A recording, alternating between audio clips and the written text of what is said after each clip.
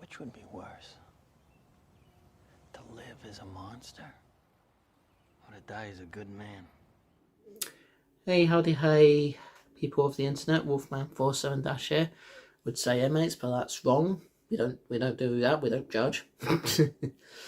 So, Shutter Island, a film made by Martin Scorsese, and a film that until now, or at the time I'm doing this recording, I didn't actually pay much attention to. In that, I've watched it a few times and had it sort of be background noise while I was getting on with other stuff. But this time I decided to properly try and get myself invested in it, and it definitely did its job. It's definitely a film that is interesting, but if you're quite familiar with films about people that go into a mental institution to investigate, then you probably will be familiar with this sort of scenario. So it's a scenario that was explored in Batman Arkham Asylum, the video game, in which Batman goes into the asylum because Joker's up to no good, and as he tries to figure out a way to stop the Joker, he does sort of slowly succumb to the insanity in there, but ultimately doesn't, because he's Batman. He's better than that.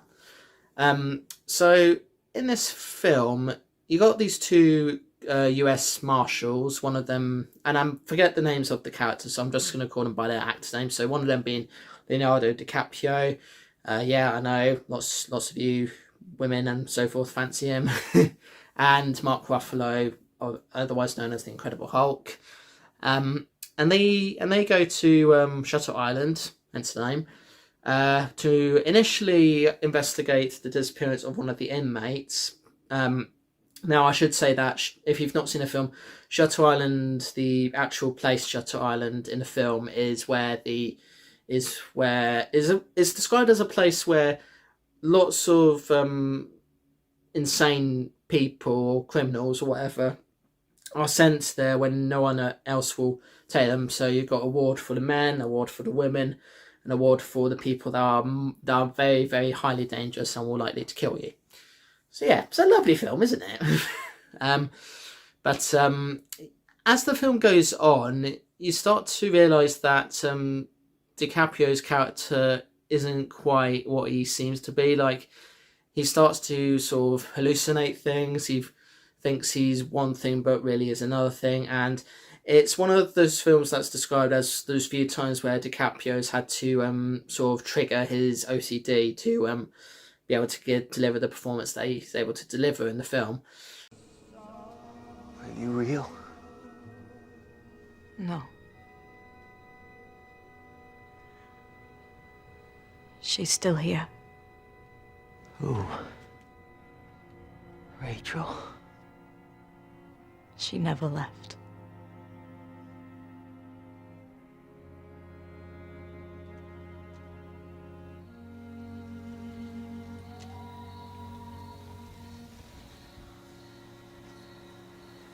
Remember when we stayed in the cabin in the summer, Teddy?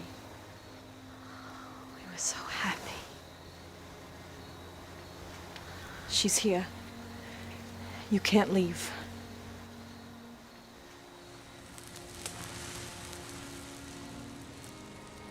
In the film, and the ending is the part that people do get a bit confused or have questions about.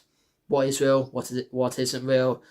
And all this other stuff that's thrown into the mix. So let's first of all establish what's actually real and what isn't. So DiCaprio's character, he initially is meant to be this US Marshal that's come from the mainland to come here to investigate the disappearance of an inmate, but he's actually there because he is trying to find the man responsible for the death of his wife and child. It's not really clear if it was a child that was born or not, or I wasn't paying attention when they were talking about that. But anyway, and this person was an arsonist, so he wanted to find him and basically avenge the death of his wife. But as the film goes on, we actually come to realise that he is the arsonist himself. Yes, DiCaprio's character is actually not the US Marshal we thought, and he is the arsonist, and whereas Mark Ruffalo's character is not an investigator, where he wasn't an investigator, he's actually the doctor. A doctor at a facility that is monitoring DiCaprio's character. So yeah, and I guess some of the other stuff is true. I mean, they do find the woman that was missing, but it was a woman that we see later on in the film, not actually an inmate. She's actually a psychiatrist, and all sorts of other things.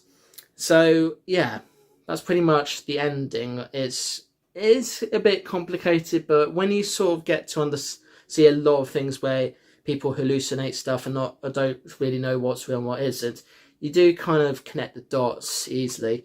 So yeah, and I think overall it's one of Martin Scorsese's more interesting films. Like, most of you will know him for his gangster films and films where it's about someone trying to make lots of money and all that other stuff. So to me, this sort of film is kind of a bit out of his comfort zone, because he doesn't do thrillers usually, he doesn't do horrors usually, and he doesn't do the sort of paranormal, unsettling sort of film. So this was kind of, in my opinion, I don't know if he has done this before, but in my opinion, this was kind of a new thing for him.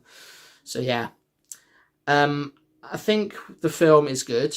I wouldn't say it's a terrible film, and I think it kind of borderlines towards A24 in terms of what films those guys get up to.